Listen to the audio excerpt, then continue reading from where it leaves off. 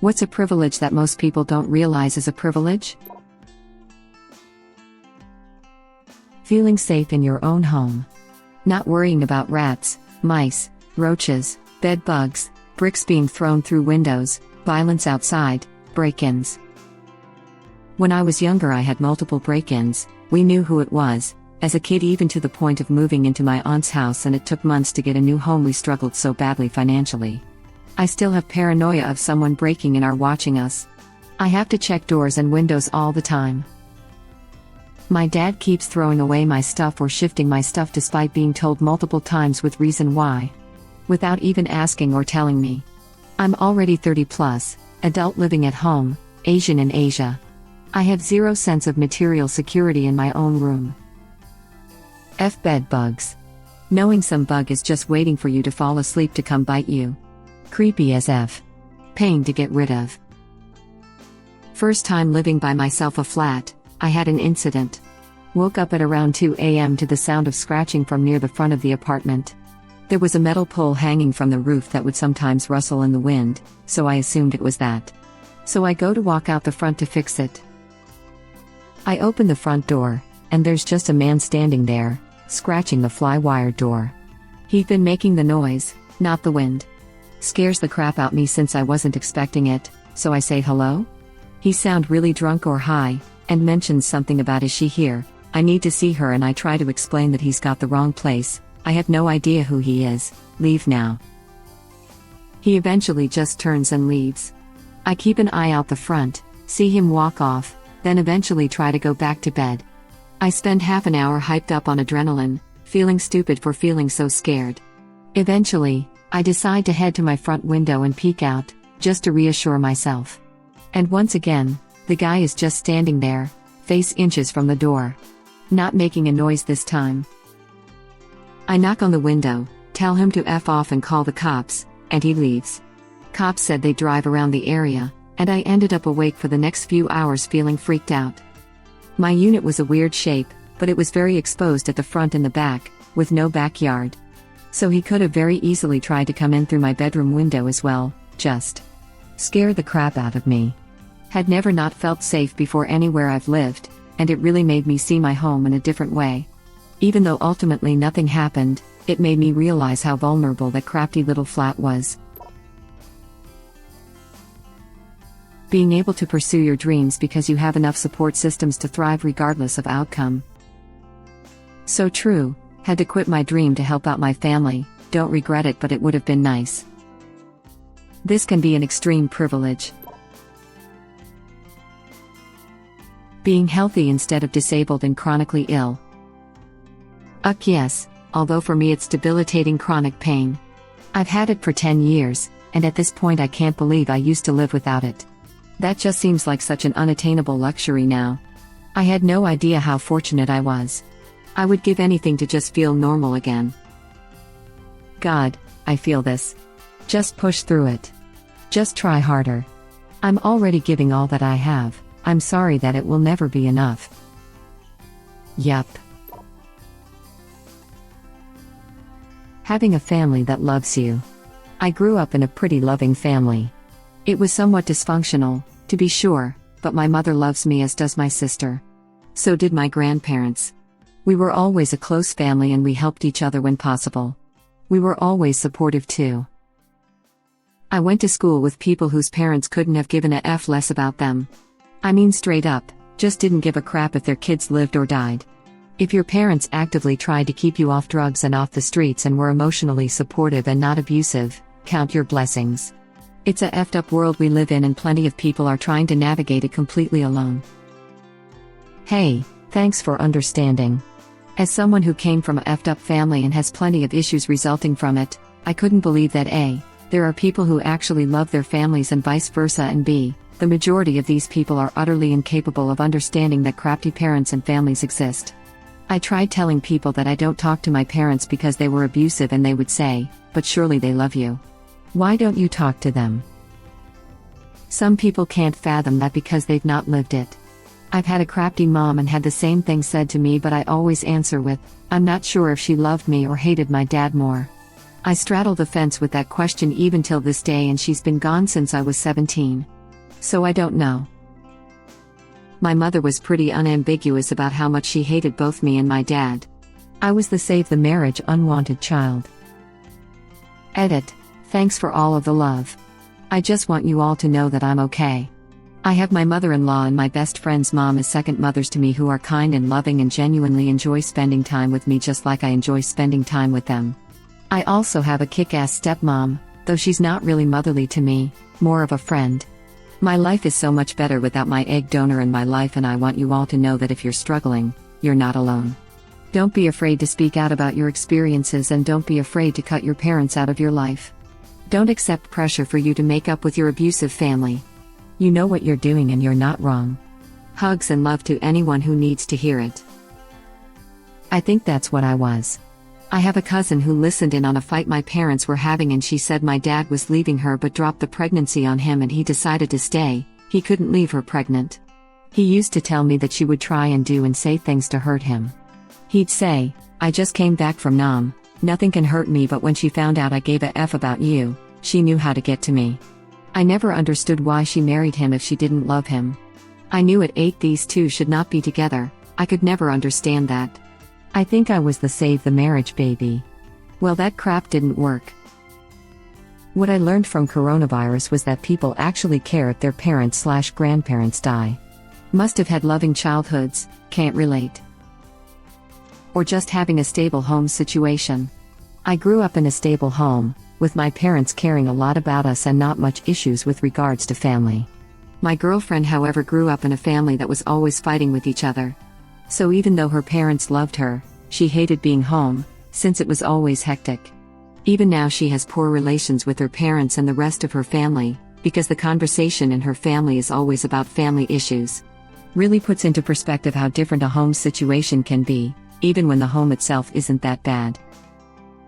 You are so right. I used to get mad as a kid/teen as I thought that my parents were always down my neck and in my business. As an adult, I realized that they were actually quite hands-off in some ways, but making sure we didn't get into trouble and stayed away from kids that may not be a good influence. My very small middle school had quite a few kids experimenting with sex at 11 to 12, hard drugs, and overall losing their focus on life and other undesirable paths. One girl overdosed on took too damn much LSD, another became pregnant, and another was very possibly roped into sex work at 13.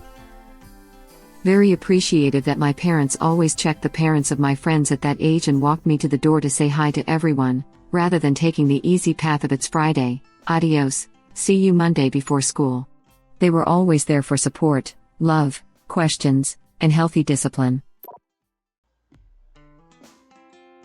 Sleeping through the night. Didn't think of this one at first, but knowing how difficult life is when you don't get enough sleep, I couldn't agree more. I actually knew a guy that got fatal insomnia in high school. I couldn't imagine having it. It's really hard on the body and the mind to be wired like that. Hope that dude is in a better state now. I'm fortunate that I'm not stressed out at night these days, but when there were academic or intellectual, sometimes emotional stresses, I'd have the most lucid dreams/nightmares. And it felt too real to want to go back there, to sleep.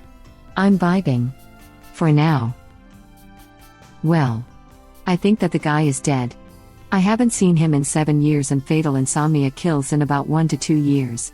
There are drugs you can use to prolong it, but eventually it catches up with you. I think they're doing experiments with H2S to induce hibernation in humans.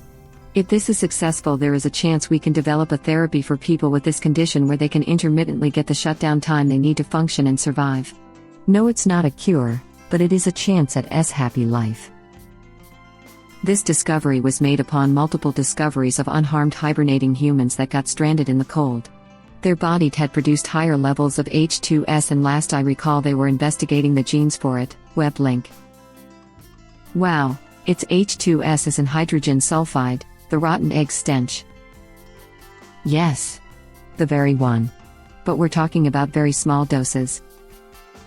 The smell is actually only detectable at low doses, 0.1 parts per million to 30 parts per million.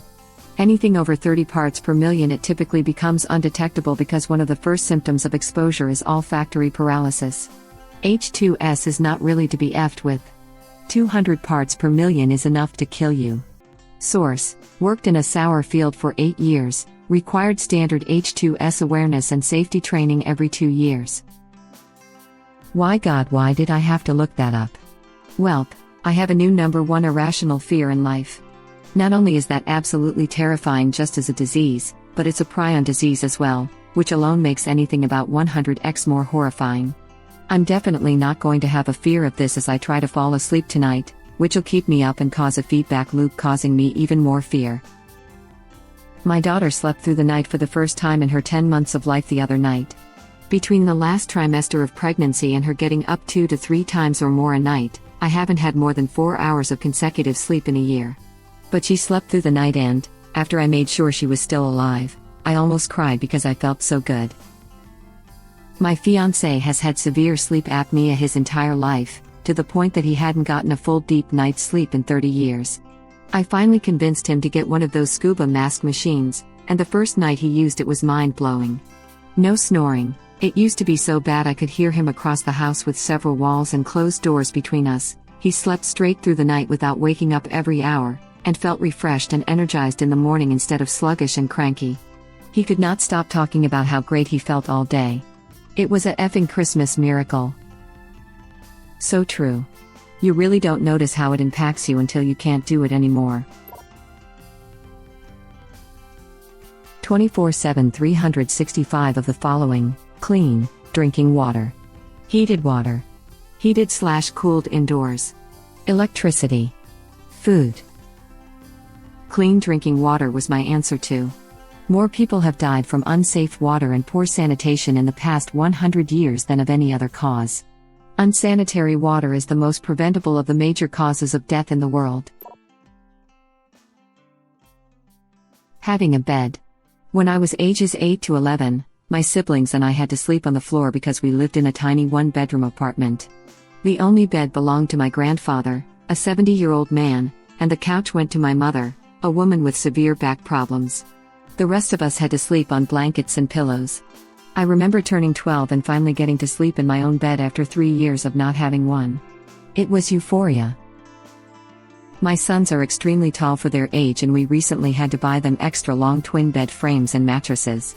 Their old mattress were literally 2 years old and in near perfect condition.